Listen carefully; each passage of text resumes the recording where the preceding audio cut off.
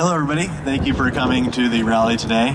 My name is Ricky North, and I just wanted to come up here and say a few little words about why I'm supporting Bernie Sanders for president.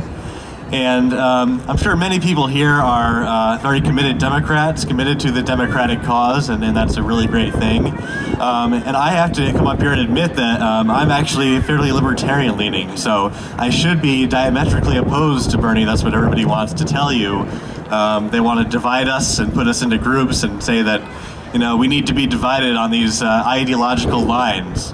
And I'm here to tell you that that's not the way it should be, and I don't think Bernie Sanders wants it to be that way. You know, as he says, we got to bring people together, however we want to say it. So that's why I wanted to come up here and kind of explain how he can bring us together and bring in people who wouldn't normally support Democrats, and but he does still very much support what I believe should be the Democratic Party agenda. You know, and he's criticized for not appealing maybe to rank and file Democrats, but you know, I'm not really sure why that would be. You know, if you want the Democratic Party to be the party of endless war, corruption, authoritarianism, and things like that, supporting Wall Street, then I suppose he wouldn't support Democratic ideals. However, I don't believe that's what the Democratic Party should be about. It should be about working people and ending the wars and providing liberty and providing justice for everybody. And if that's what you think the Democratic Party should be, then I think Bernie Sanders supports democratic values pretty well. So the reason I'm supporting him, as someone who will otherwise be maybe on the other side of the spectrum, is that I support civil liberties and a responsible foreign policy that doesn't get involved in endless warfare. And I believe that Bernie Sanders is the only major candidate left who actually believes in these ideals.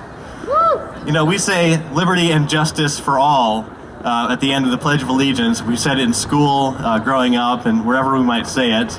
So liberty and justice for all, what does that mean? Is it liberty and justice just for the top 1%? I don't believe that's the way it's supposed to work. Now, how can we have liberty when we incarcerate people for what they do to their own body? You know, we throw minorities in prison at disproportionate rates, you know, because of drug use or things that are not harmful crimes. And then we have Wall Street bankers breaking the law and not being prosecuted for this. I don't think that's the way it should be.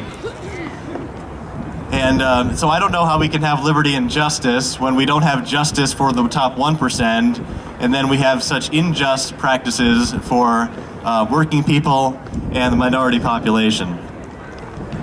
And now, as far as these endless wars, we know that Bernie Sanders opposed the Iraq War, and he was very courageous in opposing this. I'm not sure his opponent was so opposed to this war.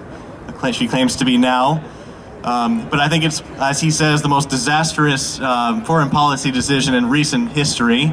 And so I'm glad that Bernie Sanders was opposed to that war then, and he remains opposed to toppling dictators who have no threat to U.S. National security.